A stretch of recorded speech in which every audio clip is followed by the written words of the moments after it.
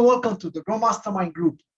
We're a group of entrepreneurs with mission, vision, and purpose to encourage other entrepreneurs to discover, fulfill, and unleash their potential. We are meeting here on Clubhouse and other social media every single day with the purpose of creating the path that you need for your growth, for your life, to do better and to create a legacy and leave something behind that people, they're going to mention your name and they're going to put a smile on their face. And with this being said, today on our YouTube channel, we have Mr. Colin Michael, who is a successful social media influencer that has over 126,000 people followers on YouTube and other social media. And he's an amazing entrepreneur that I would like to bring it up on our channel to kind of talk about what's behind the curtain of this success, what it took him to get there, and to tell us some of his trade secrets to inspire us to do better in our own path, in our own way. And more important is to give us that empowering for our growth that we need every single day to make sure that we're not going to step down from our success path. And with this being said, Mr. Colin Michael, welcome. Yeah, thanks for having me on. It's great to be here. So let's talk about that name, Colin Michael. Who is Colin Michael? Who is the person that is such a success on YouTube? And can you tell us more about your startup, your way? What brought you to your success? Yeah, so like originally my journey began on YouTube back in 2014. I started kind of like uploading videos. I didn't really have any strategy. I was like 17, 18 then, trying to be that YouTuber type person. So on and off, I was uploading things, uploading, quitting. And that's kind of how it all began. I enjoyed video, but, I was just kind of all over the place. And then eventually as I grew through my career, I didn't go to college or anything. And I ended up in retail, pushing carts for a living full time, not really making like, living paycheck to paycheck. Like I ended up getting married and we were living in a less than 500 square foot apartment. So really, really tiny, came with like a college fridge. Like it was not designed for like an actual couple. It was designed for a college kid to live there. That's all we could afford. And I couldn't even afford health insurance. We were on like a very low budget, canned food, ramen kind of style. And that was just kind of the life we were living. And I wanted to get out of that, but I didn't know how. So I tried YouTube for a bit, tried putting content out there. I knew about like video and stuff. So I kind of started teaching people how to make videos on their phone, but I would do that for a bit and stop, do that for a bit, stop. Just because I wasn't making progress. And I was like, you know what? I don't think I can make money off of this like YouTube thing, off of social media. I'm going to try and pursue something more realistic. So I tried photography. I tried, all these different other side ideas. None of them, really stood out to me. Or like that I was super passionate about too. Because in my head, I was like, I'm already doing a job I hate. Why would I want to do a job I hate on the side too? I was like, if I could just take YouTube, make like an extra $500 on the side, that would be life-changing. I could afford health insurance. I'd actually just found out I was going to have a baby. And like, I could afford diapers and toys and all these other things. It's like that extra $500 would be just life-changing for me. So I was like, you know what? I'm going to start up YouTube again. And this time I'm going to study YouTube. I'm going to learn as much as possible. I'm going to, if I can just make that $500, it's the greatest side job ever. And so I committed to learning YouTube. I committed to growing my channel and studying my analytics and going, super deep into that. And 1 year later from that point, that was April of 2020. 1 year later, I was making $2,000 to $4,000 a month, which was way over my goal. And then a year after that, I was able, I was at 100,000 subscribers. This year, April of 2022, May / I decided to go full time. And I've been, full time ever since. So from pushing carts to 2 years later, being able to do this full time. It's been an insane journey. I never saw myself being here, but I put in the work, and that's kind of a little bit behind me there. Wow. And what was, I will say, like the biggest hurdle that you encounter, like in your journey, the biggest thing that was like really, really tough that you could share, and how you managed to get over it? So probably the biggest hurdle and what stopped me the most was inconsistency or giving up too early. And I think that was kind of somewhat in my story there too, because it was like, I used to go online and I would look at all these different businesses I could start. I'd be like, oh, that'd be a cool one. Oh, I could do this. Oh, I could do that. Oh, I could learn the skills there to do that. But then I would shoot down those ideas before I actually tried them out and attempted them, had time to experiment and fail and learn from failure. I wouldn't give myself a chance to learn from failure. I would just shoot down the idea and be like, no, this is impossible. I can't do this. And I did the same with YouTube, like the exact same niche I was in. When I gave up one of the times I gave up was August 2019. I was teaching people how to make videos on their phone. And I gave up, and I told myself, I was like, there's no way I can actually make money from this. There's no way. And I gave up before even attempting to make money.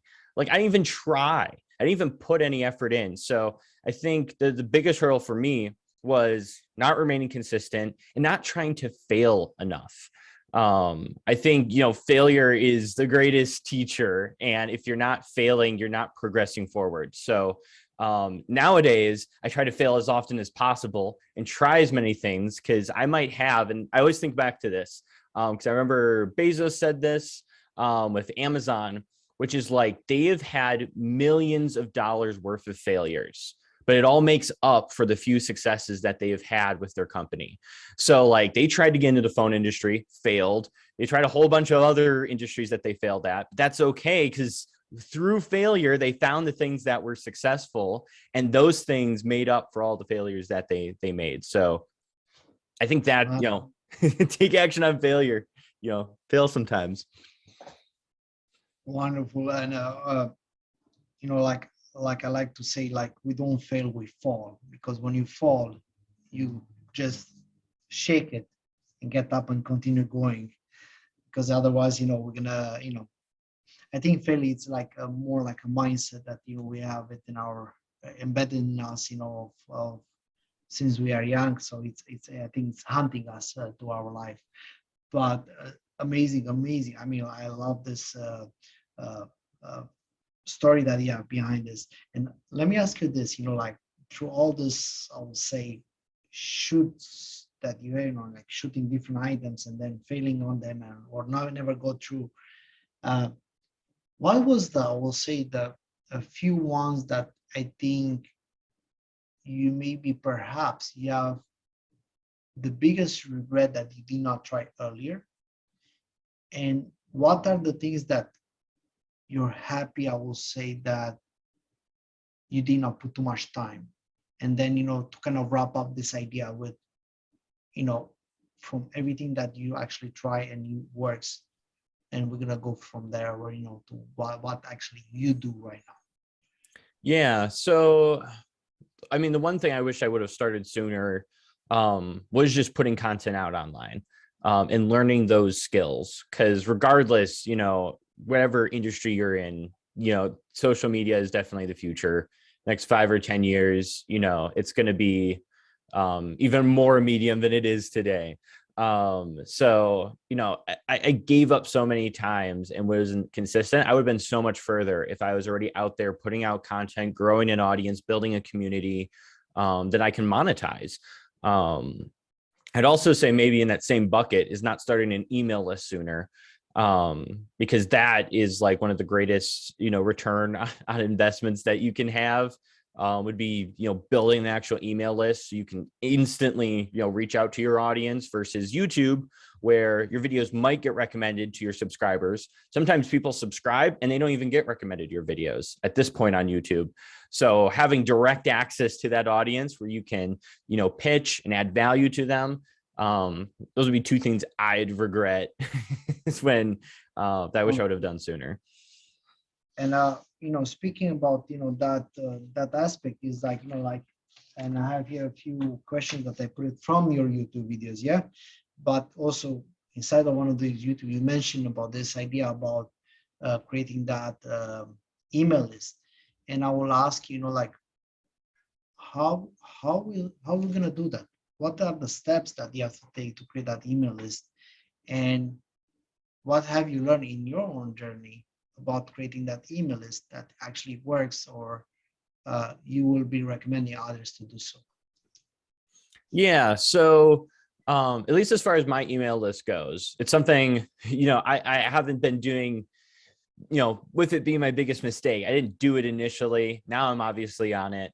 So one of the main things that I would recommend is just get started now. Like, just create it and get the links in your bio of, sign up for my newsletter to, whatever niche or business you're in, to get added value in some way. Just at least do that to start, just to get it out of the way. So it's there if people want to sign up. After that, I would definitely have some kind of freebie type product that you're giving out, something that's going to add value to your audience. So make sure you know the people you're reaching, know that customer persona that you're trying to reach out to, because, then you can craft something, whether it's like a checklist or a short mini course that you can give, or even like, potentially assets that they might use.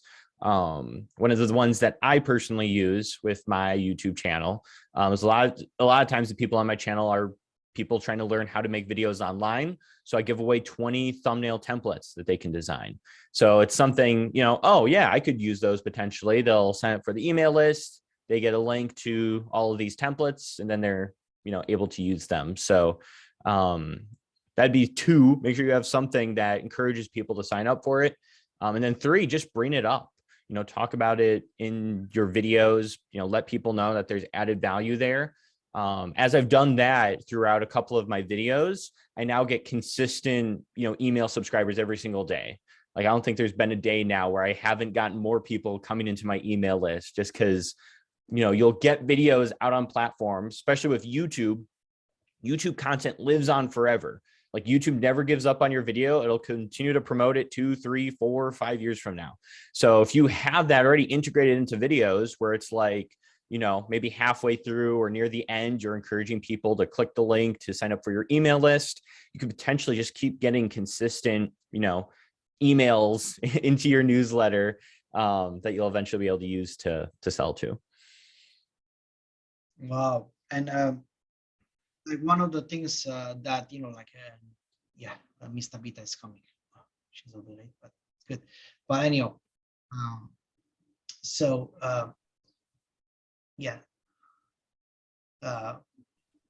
this is Mr Vita. She's my co-host, but just for this idea that Mr Vita, would you like to introduce yourself, just to make sure that Mr. Colin is going to know you? Good morning, Colin. I apologize. I was over on Google Meets on the other calendar invite. My apologies. I've been in the financial space for 26 years, and my primary mission is to teach individuals how to become multimillionaires. So they call me the Millionaire Maker. Good to meet you. Yeah, nice meeting you too. Wonderful. I was just asking Mr. Colin here, like, to talk about this idea about, like, how he started and everything. And we talk about, this idea that he started, how he get there. And one of the biggest mistakes was the email list, which is so important for us to create, like, on YouTube, yes. And to make sure that, we're going to have this email list that we're going to give a freebie in exchange for their information, yes. And in that way, we're going to learn about them, while we can cut towards them to kind of bring it to them, yes. from my understanding. Now, one of the things that I want to ask you on this thing, and I want to kind of go a little bit more in depth on this one. When you create content for content creating, yeah, what is going to be like, I will say, your blueprint of the content creating? What are your things that you're going to look for? Because this is, I think, such important thing for YouTube, and correct me if I'm wrong here. And if it's possible to go more in depth on that side. Yeah, so I think like first steps for like creating content, it all first starts with like knowing your audience. Like you need to know the people you're trying to reach, how you can add value to them. So if you don't have already like a customer persona written out, that like, this is who I'm trying to reach, this is the age range, their income, their interests, what's their end goal, what are their pain points, you know, all those different things. You know, you can find a lot of guides on how to write those online, but if you don't have that already, make sure it's written out, because that is your guide on YouTube. Because essentially what happens is on YouTube, you know, it's all about getting people to click and watch till the end. So if you know your audience, you know what will cause them to click, what their interests are, what they're trying to do, what will stand out to them. You can also use that target audience information to hook people in. You can speak their language and talk to their pain points, and that they should watch till the end to get those pain points solved. And then what YouTube does is when they see that a particular group of people who have certain viewing habits online, like a certain video, they share it out to similar people with those same viewer habits. So what ends up happening is you just bring in your entire audience, as long as you make a really good video, you know, into watching your content. So yeah, know your audience is the most important part. And then I think the main thing a lot of people miss when it comes to content creation is, you know, your topic, title, and if the platform supports it, your thumbnail. You know, this is what's going to ultimately determine whether people watch or not. If it's not an interesting topic and the title, you know, doesn't give any curiosity or doesn't show that, yes, if you click on this video, you're going to have value added to you, people are just going to scroll by. They're not going to stick around. And you're going to, you know, no one's going to watch your video. So what I do when I'm, you know, thinking about what kind of content I'm making, I'm looking at what my audience is already watching, what they're, you know, studying the competitors in my niche, seeing what content they're already watching, being in Facebook groups and other places they're at to see what are those problems they're currently facing. So I can create good topics and title it in a way that's persuasive for them. That'll cause them to click and watch my content. But that's kind of how I get started with, you know, creating content. Wonderful. And let me ask you this, you know, just to be on the same topic, how are you going to find out these things? Any magic ball that you're reading on and find out, you know, about the content, or is going to be something that you can actually, I will say, watch and, you know, maybe some KPI or, you know, key indicators that you are like watching and ensuring that you actually create something that's going to be good? As to like what content like that'll like get views per se?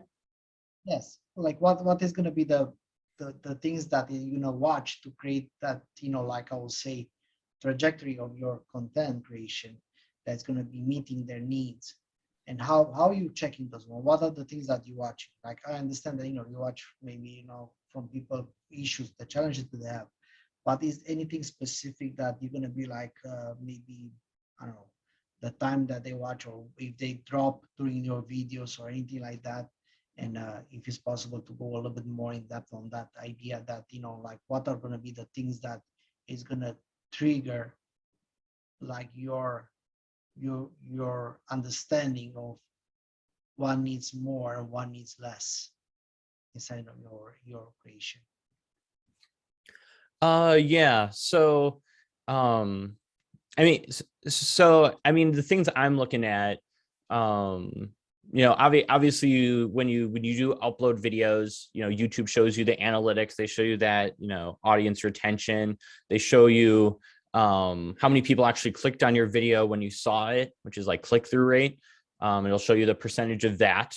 And so you can kind of base, whether your video was good or not based on those analytics. But I think, and this is something I like to say, which is like, the more you know your audience, the more your channel will grow.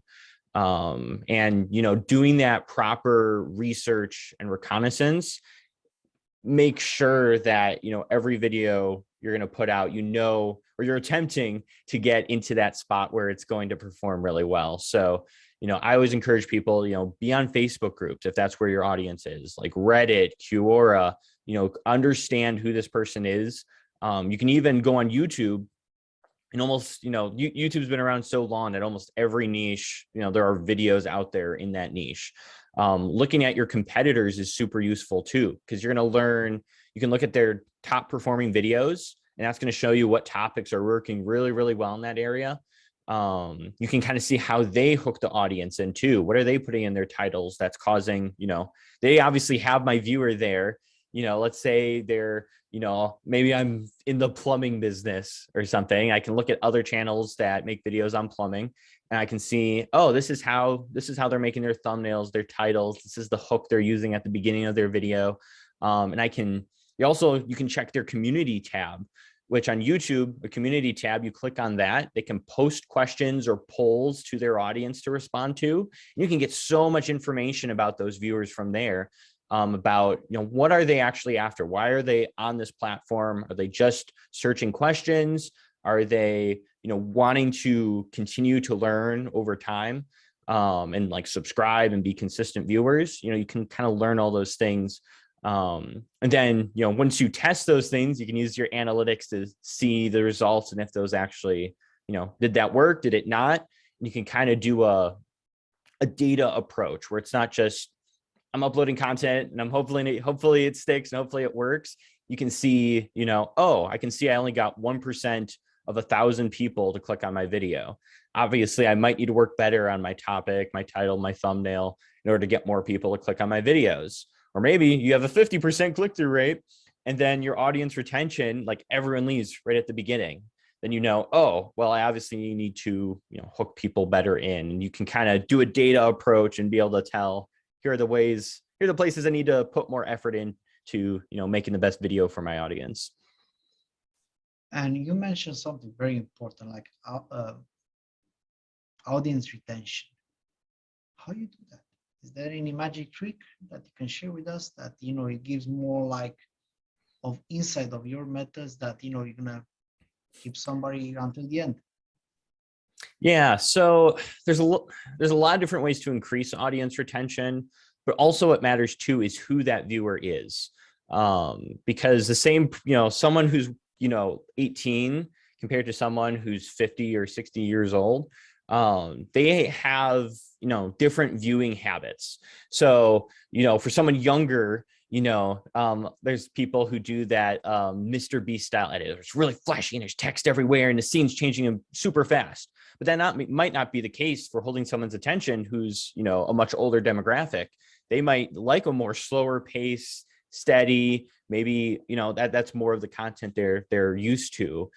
So depending how you edit that video, you could hurt your audience retention by adding all this extra stuff in, where just leaving it as is. So, I think for that, seeing what those other competitors are doing is huge, because that they've gone through all the work of messing up with editing and doing different things, and they've already built this following. So you can kind of see, okay, on YouTube, for this audience, maybe they don't like as heavy of editing. Maybe they're just more interested in, something more basic. So I think that's the greatest resource, just because there's so many different niches and styles of editing that keep viewers engaged. Maybe a few things I can throw out though. Some people are more just visual and love the visual experience, and some people love seeing like the text on screen too. So if you can kind of appeal to both of those, normally if you can do a scene change every now and again, where you have the camera set up straight at you here, and maybe in 30 to 60 seconds you move that camera to somewhere else, either in a different room or somewhere else in the room, it causes a scene change to happen. Which, it's then not just a stale camera shot that goes on forever. You can also use things like B-roll which is just like, you're showing like stock footage, or maybe you're showing video of something you're talking about. Because YouTube is a very visual platform, like it's videos. So people want to see different things. They don't always just want to see a talking head video. So, being able to, if you're talking about a certain product, show that product. If you're talking about an event, show video of that event. And you can put those throughout your video. So that way, it's, the scene's always changing that way if you can't always, move your camera around. Wow. Such an amazing information, and like empowering to say like that. Now we talk about the elements of creation. We talk about that important element of having their emails to be able to engage with them. So what do you think is going to be like, I'll say, this looking like for somebody that been calling Michael in 2014, that was tapping into YouTube the first time and he gave up, so like after a while, and how you would be like advising them how to take their YouTube and create that consistency that you talk about. But even more important, what do you think is going to be working today, 2022, in that situation where somebody's just literally have 2 followers or maybe none, and he's starting right now today the YouTube channel, and he's maybe have a business, maybe they have something that they have in their mind. How you will be like kind of pointing to the right direction on such a person that's listening to? Yeah. So what I would tell that person, something even looking back at when I gave up too, is there wasn't a lot of quantity. Like, I think a lot of times what happens with content creation is we upload, like, let's say, and this might be generous, but 10 to 20 videos, and they don't perform well, and then people give up. There's a lot of churn per se on YouTube where people go for 6 to 9 months and then they just give up because they just didn't see results in 6 to 9 months. Whereas YouTube, it's definitely a long game, but there's also so many skills you have to learn. You need to learn how to be on camera. You need to learn how to hook an audience in right at the beginning, how to edit, where you're adding things like text and B-roll and all that stuff we just talked about. There's how to, graphic design with making thumbnails and making them, promote curiosity. There's copywriting, where it's you're writing persuasive titles that are persuading people to click. So many different skills that you would have to learn.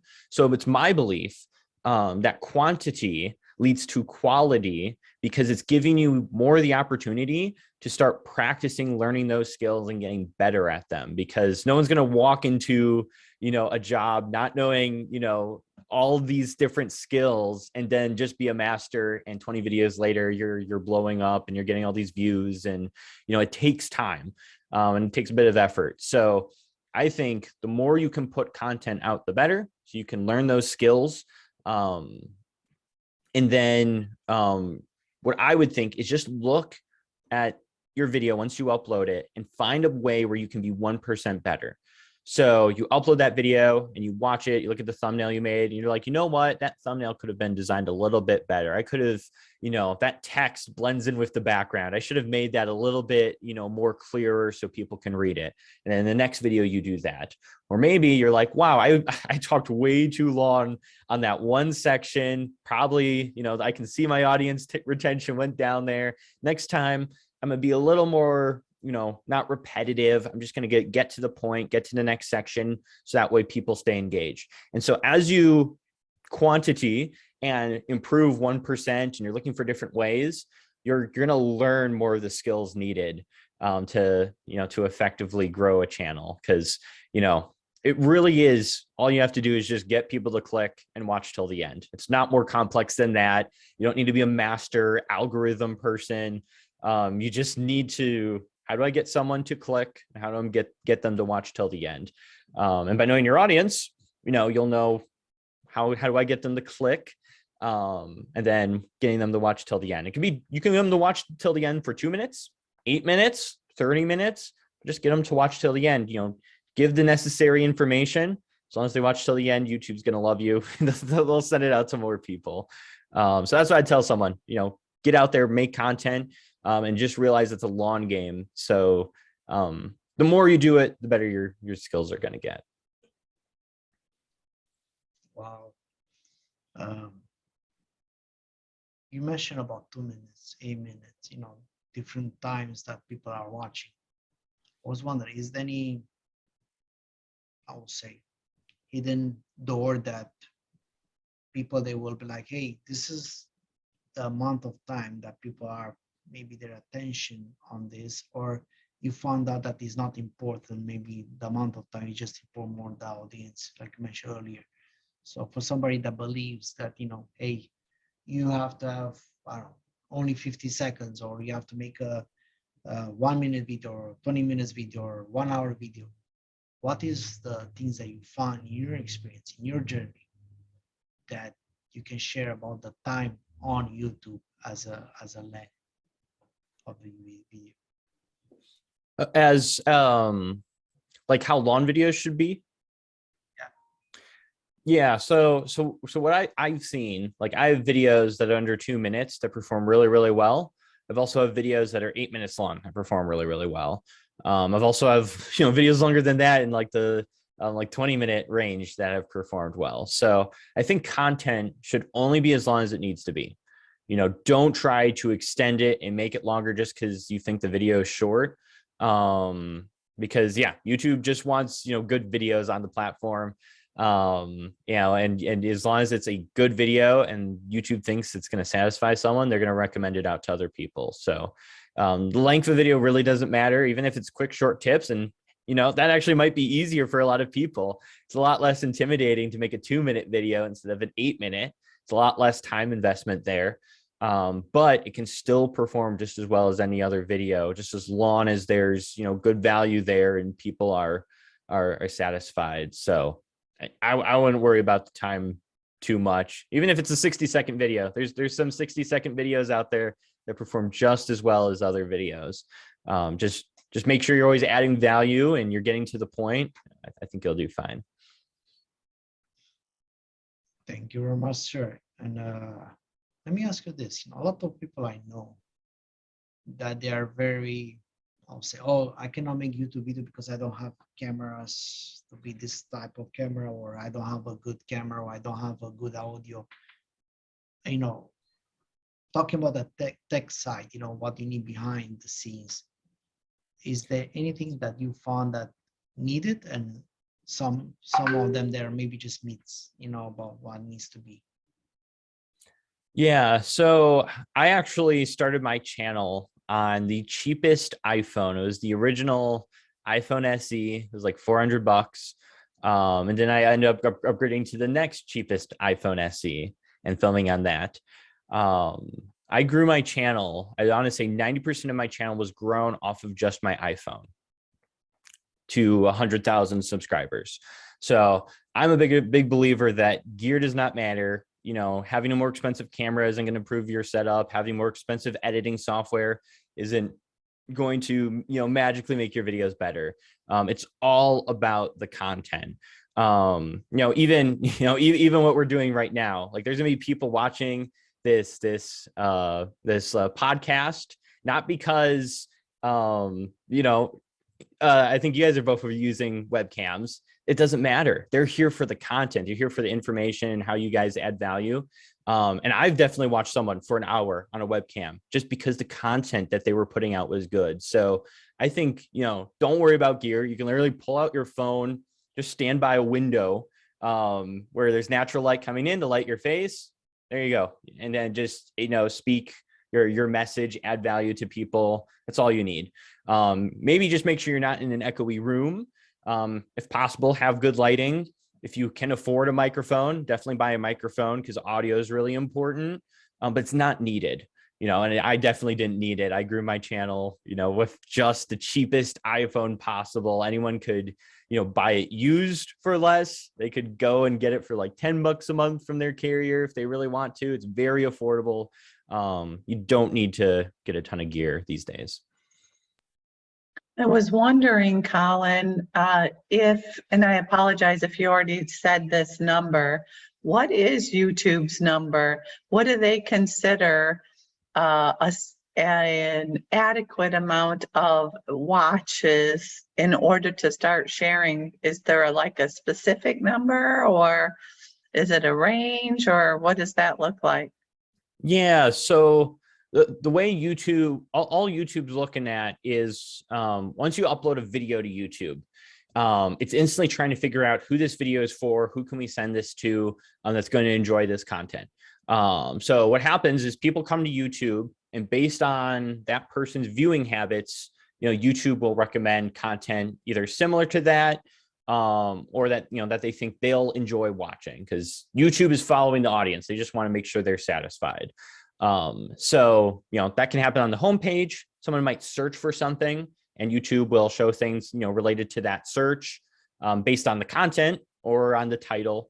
And so when someone clicks on that video, as long as one person, clicks on it and then watches it till the end, YouTube is going to start promoting that. And even, old videos, like my first video I ever uploaded, YouTube still recommends it to other people, even though it was a webcam. No, it was a PowerPoint, and I recorded the audio in the basement. You can hear like the dryer in the background. YouTube's still promoting that video to people, and it blows my mind. So, YouTube never gives up on your content. They're constantly trying to see, could this possibly work somewhere? Where can we recommend this to make it take off? The only thing that's going to stop that growth is whether you can cause people to click and watch till the end.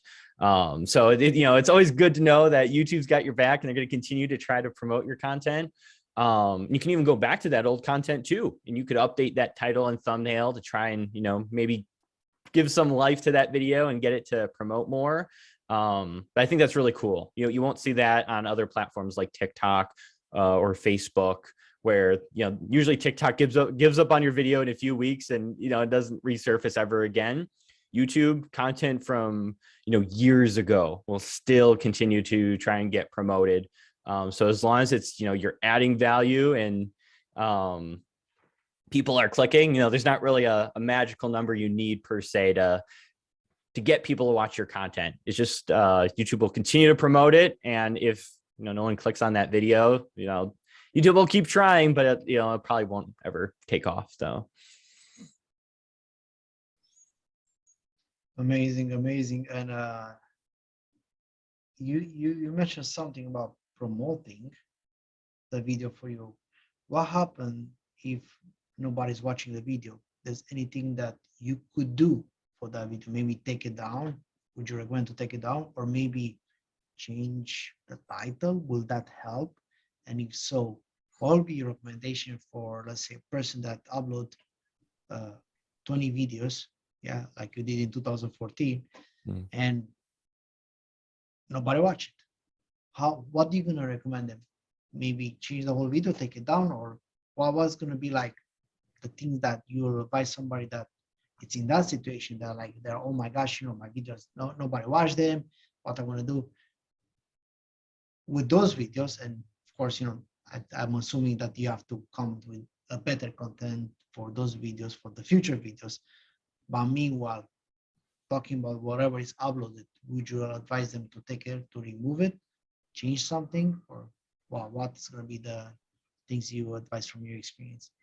Yeah, you can definitely go back and change them. And that has worked on some of my videos, where I'll go back and I'll change a title and thumbnail, and it will, cause more people to click on it. And that's what YouTube's judging initially. When you upload content, they'll constantly serve it in front of people, whether it's on the little suggested tab on the side, on the home page.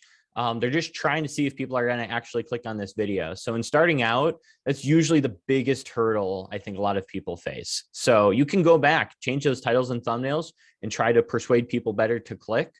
But I think also, like you said, someone uploads 20 videos, they're not getting results or anything like that. Make sure, I've seen sometimes where people upload the exact same format, maybe the exact same type of thumbnail, and they're not trying enough different things out there.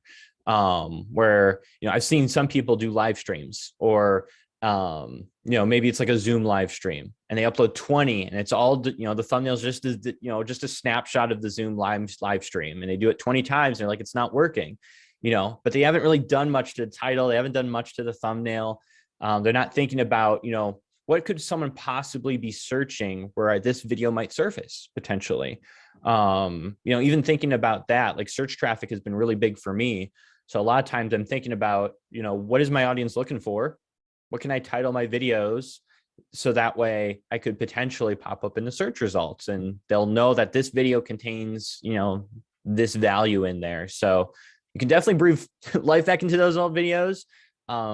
But definitely, make sure you're trying a few different, topic ideas and different things like that, different lengths of videos and stuff like that.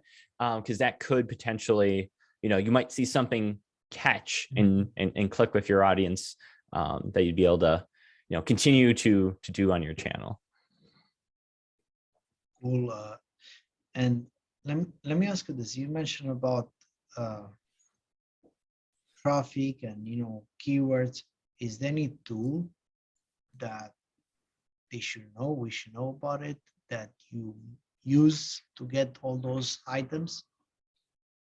Yeah, so one of the tools I use is TubeBuddy, which the main reason I use theirs is they'll show like the search traffic for a related, whatever you put into the search bar. So it'll let you know how much search volume is actually going, how many people are actually looking for this.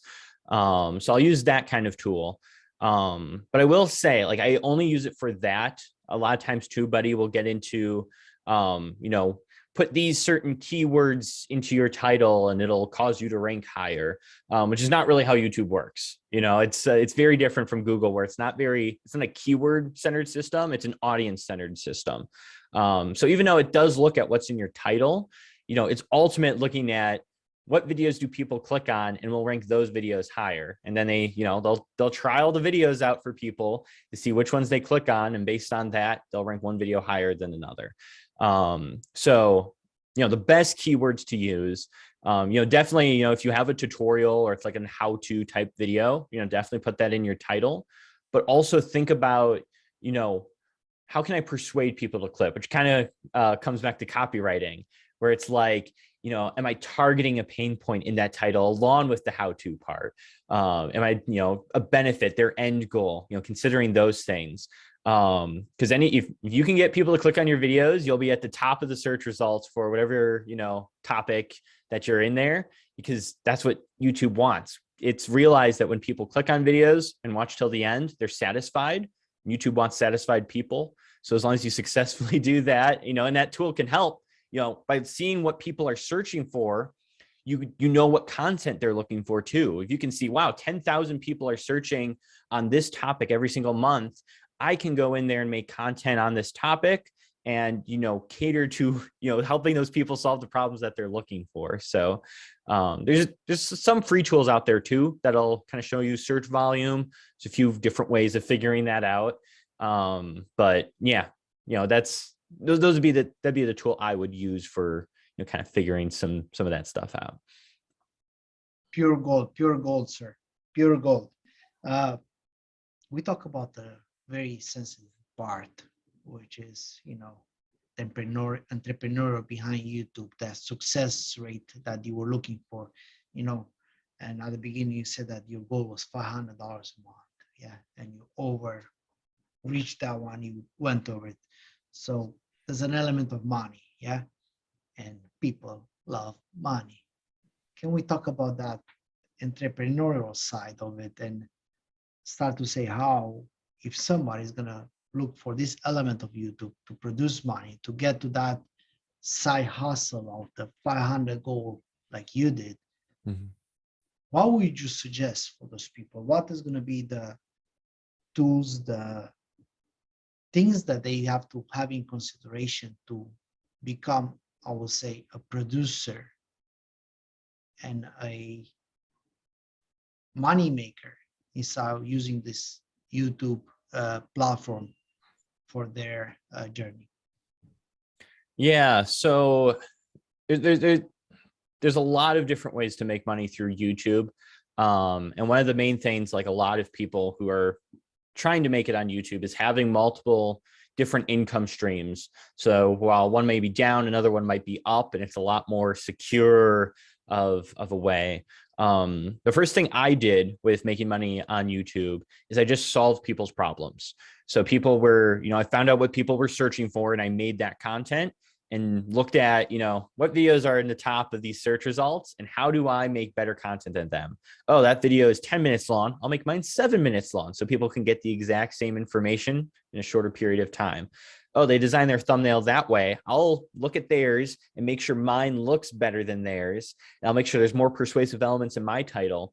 And in doing that, I was able to, rank higher in the search results because my videos were more appealing to humans. They clicked on them more. I got to the top. And then based on that, once you get on YouTube 1,000 subscribers and 4,000 hours of watch time, you can enter the YouTube Partner Program, which allows you to get revenue from the ads that play on your video. So it's a 45-55 split with YouTube. You get the 55, YouTube gets the 45. And you can start making revenue just from videos. So like over the past year and a half, I've consistently gotten over 500,000 views every single month. And it's because I've solved so many different problems in so many different areas, and people search for those every single month, that I have like this consistent viewership every single month going towards those videos because, I'm just at the top. I'm helping people solve problems.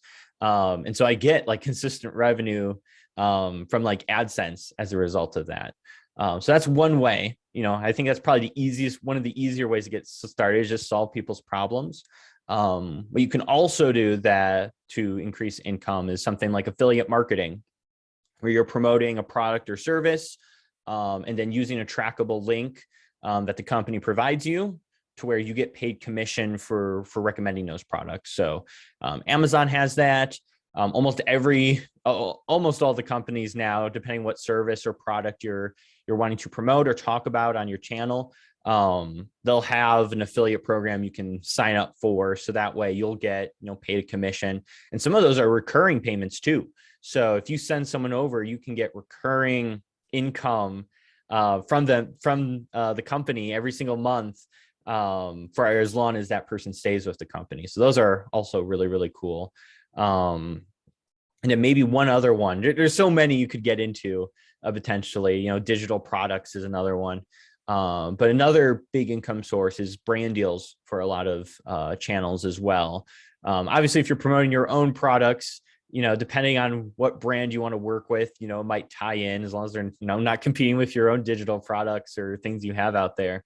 But brand deals is a really nice one too, because, if you've gathered a community, a niche of certain people that other brands are also trying to reach. And so, based on that, you can get some really good income by just, recommending or having a little spot in there where you're recommending someone else's product or service, or you're testing it out, finding ways to incorporate it into your content. That is also a really major income source because, you have attention, you've built a community. And sometimes maybe the company just likes your style of making content and they just want to use your videos as ads or on their social media, and they'll just pay you and you don't even have to post it on your channel. They just want to, use your content creation skills versus, outsourcing it to a really expensive, team of people to make them content. So, those would be probably the three I would focus on if you're brand new to content creation: solve people's problems, affiliate marketing. And then also, once you get better at content creation, reach out to brands, see if you can, help them make content for their own social medias or integrate them into your own YouTube channel. Wow. And let me ask you this on this side, like you talk about, creating that content with the purpose of promoting something or everything. Is there any, I will say,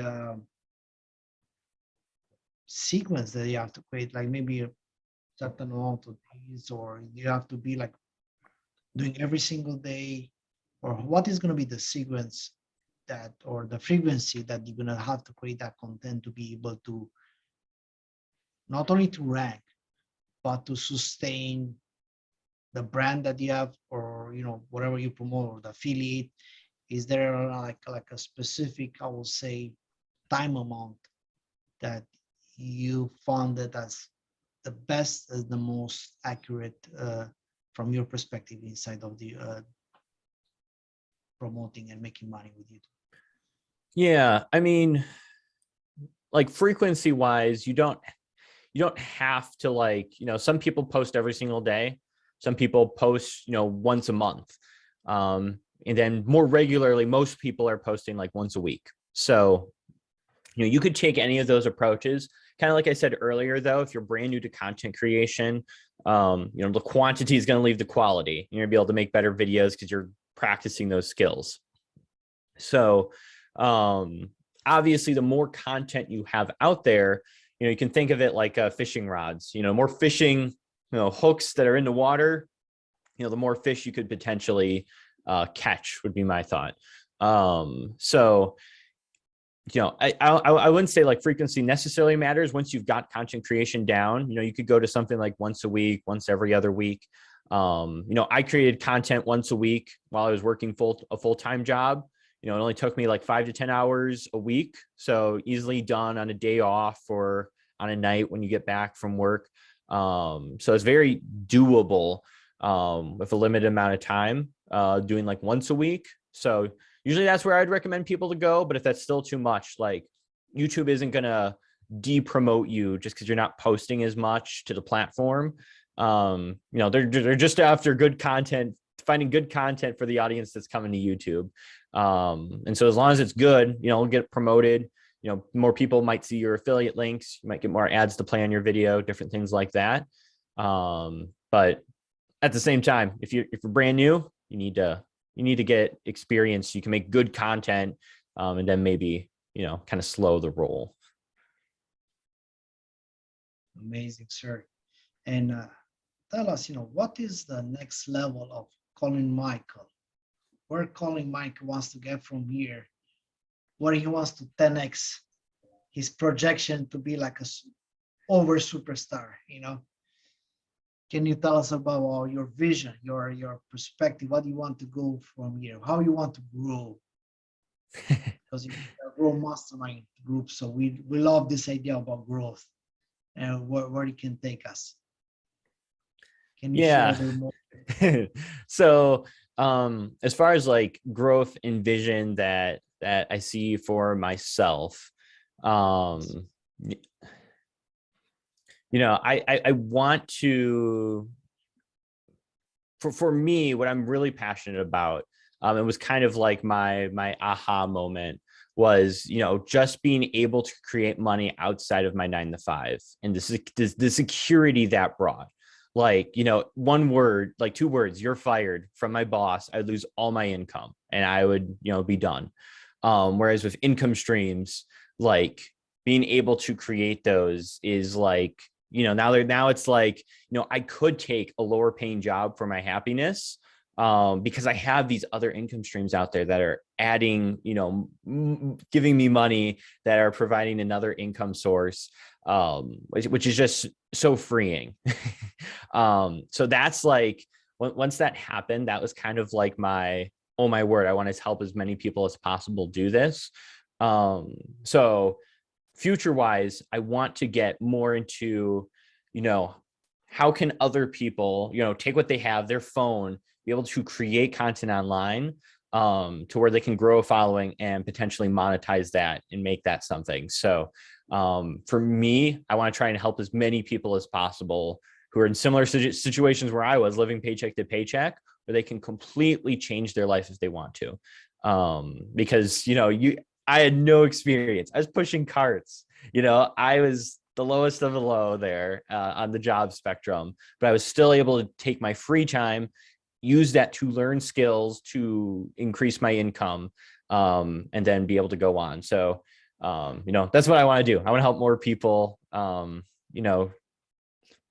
have their lives change because of income streams. I think that would do so much good for a lot of people, because I think a lot of people are stuck. They don't know, how to increase their income. They're working a lot of these, you know, 2 or 3 jobs, you know, at these low income spots where if they would just, you know, take the time to learn skills and increase their income, they could get out of those, you know, bad situations and completely change their life. So that's my vision. That's what I want to end up doing with the rest of my time. So yeah, that's what you'll see from me in the future here. I want to, you know, get deep into that. 1 million, yeah, 1 million followers. You're gonna hit that one soon.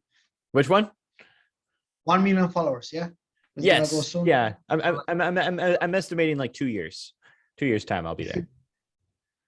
Well, you know, we have to make it 10x time, you know, 10 times faster, you know, because, you know, we are always pushing hard. Yeah. Yeah. Where people they can learn more about you, how they can find you. Can you tell us about how people they can get in touch with you, and you know, where they can find you, and of course, obviously about your YouTube channel. We're gonna put a link about YouTube channel below in the description, and you know, like why they should reach you. You know, what you can do for them, what pain you can solve for them if they're gonna reach out to you. Yeah. So like you said, yeah, I'm on YouTube. You can always message me on Twitter too. I'm very active there. At like, I think Colin Michael 96. But yeah, if you're looking to, you know, if you are in that spot where you want to increase those income streams, or you want to be able to create content on your phone, just get started and using the tools you have. Like I walk you through everything. So how to set up your phone to get like the best video possible, how to edit those videos, make them engaging, how to create thumbnails with your phone. You know, I cover the whole spectrum. So you don't even have to worry about purchasing things or anything like that. You can just get into making good content. And I also do sometimes talk about YouTube growth strategies too. So if you're really wanting to, you know, create content online, grow on YouTube, potentially monetize it, you know, you can always message me. I'll answer any questions. Yeah, you can always hop in, comment on a video. I'll see your comment. I'll reply to it. Wonderful, wonderful. Mr. Colin, Michael, thank you very much for now. Mr. Vita, do you have any other questions that would you like to ask Mr. Colin? No, I was just following him on YouTube, and I was gonna look up what thumbnail meant, because you've said that several times, and I'm like, clueless. What the heck does that mean? But the first video that popped up is Colin Michael thumbnail. Must be something in the air. Appreciate your time today. So Yeah, thank you very absolutely. much. We appreciate you, and you know, good content, good information. I hope every single one of you is going to find information useful as we found it. And I know for sure that, you know, like Colin is going to get to that top 1 million followers. I see him with greatness, and I see him like that powerful mindset of giving to others. And it's always better to